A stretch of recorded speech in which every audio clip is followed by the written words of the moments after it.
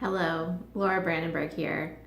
I want to start out today just by saying thank you for all the comments and gratitude that we have received for our work at Bridging the Gap. It is awesome to know that there are so many talented professionals wanting to get started in business analyst careers and make their projects more successful. In a world that can be so uncertain, it's fulfilling to see so many people like you who want to use your communication and analysis skills to make the world a better place and join a profession of people who do great work and help today's organizations thrive. We build our profession one business analyst at a time, and positive change starts with you.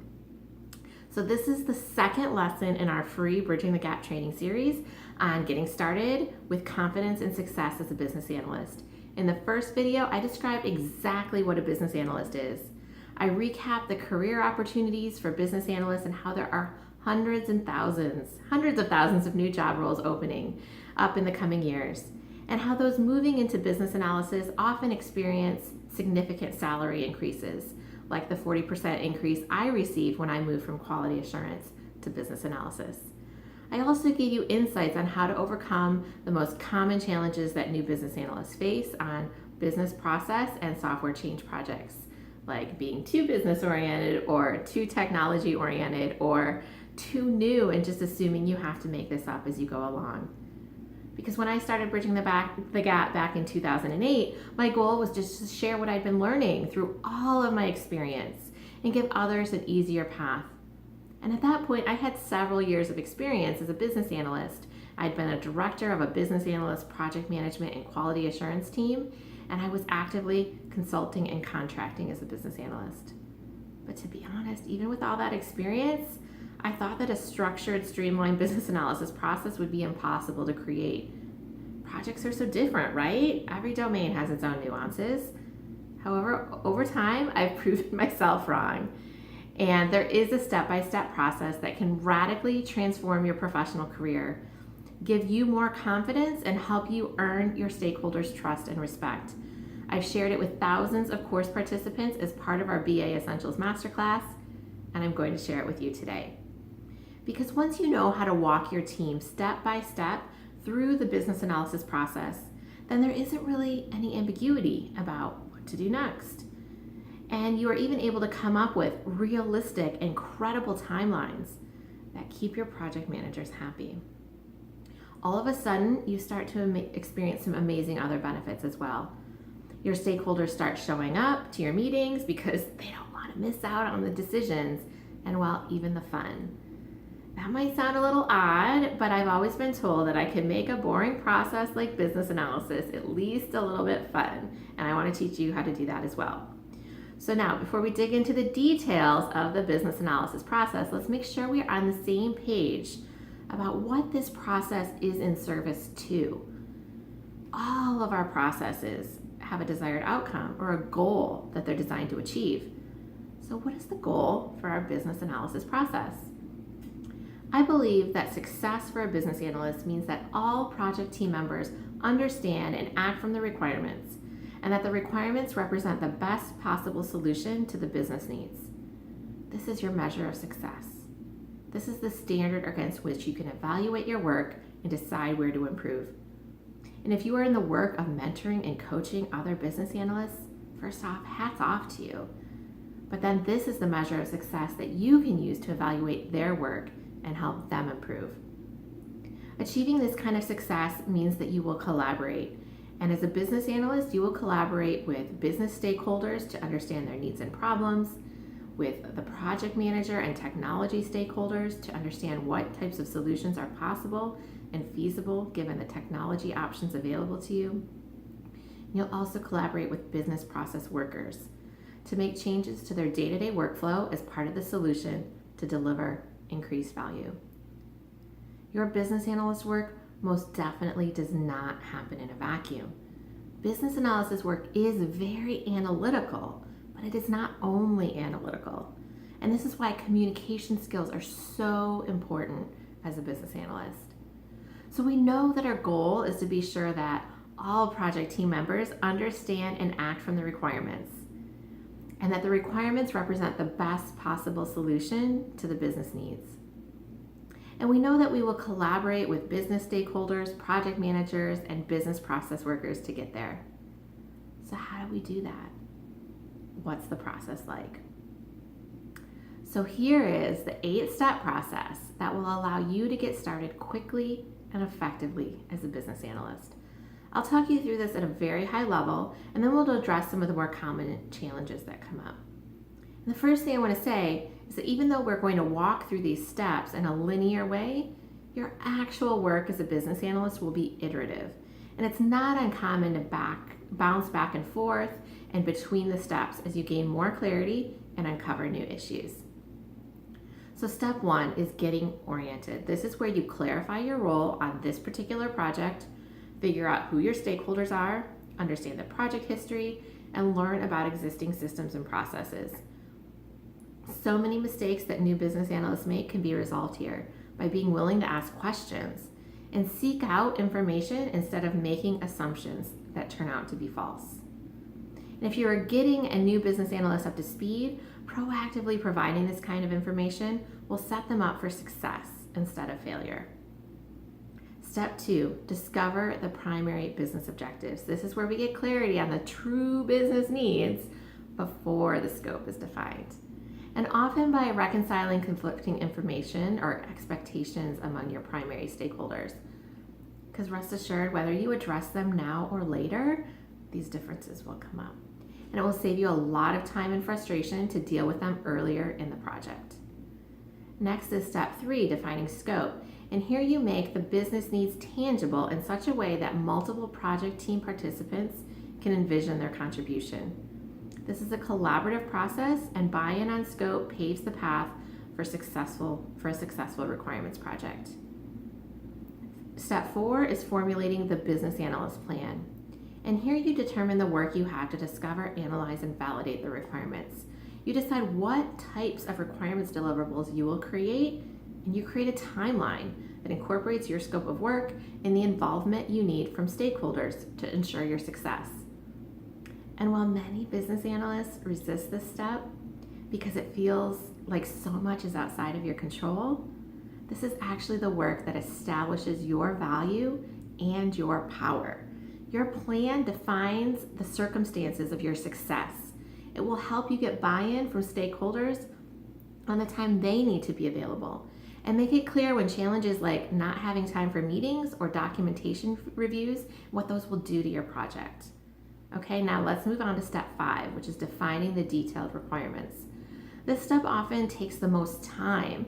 It's what we think of when we think of business analysis. In fact, many VAs are tempted to just jump right in and try to start here. And it is critically important because without clear, concise, and actionable detailed requirements, implementation teams flounder and deliver the wrong solution. And this is the step where the business analysis process also overlaps with the agile software development methodology. So here, as an agile business analyst, you would choose to detail your requirements in a product backlog and user stories. And your work in steps 5, along with the next 2 steps, 6 and 7, would be very iterative. You actually might be working in all 3 steps at once for different sets of requirements or backlog items. Now, the process isn't always linear, right? It's a guide. But let's move on to step 6, which is supporting the technical implementation. So here you transition from being this owner and driver of the requirements into more of a supportive reviewer of the project. But you can't step away entirely. Remember, success means that project team members understand and can act from the requirements. So the work you do here ensures your tech team is designing and building software that meets the business need. Next is step 7, helping the business implement the solution. This is where you make sure the processes and workflows in such a way that the intended outcome of the project is met, or that the business process aspect of the solution is in place to ensure your success.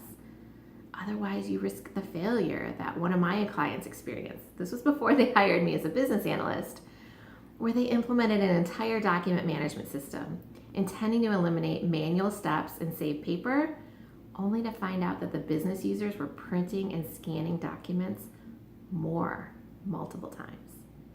And that brings us to step 8, which is assessing the value created by the solution. This step is often skipped as time pressures about the next project loom over the business analyst, but nothing creates an environment of positive change more than a track record of actually creating positive change. It's necessary to evaluate the actual progress made, even if it's not the full scope of what was intended, and to celebrate it. Often you'll find new opportunities to improve, and so the cycle begins again.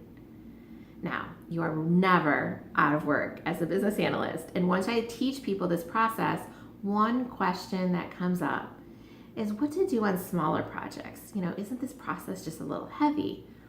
For a smaller initiative, you still go through the steps. You just go through them a lot more quickly. In fact, you might have a single meeting to go through steps 2 through 5 for a small change like adding a field to a form. But even for that small change, you want to make sure that you understand the business need, the scope, what requirements deliverables are needed, and what the actual change is to be made in detail. A common mistake is just to skip discussing the business need. It's such a small change, and then the change doesn't achieve that desired result.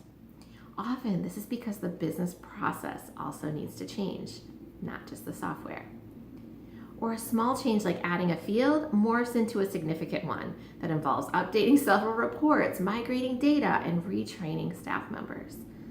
So even for small changes, go through the process.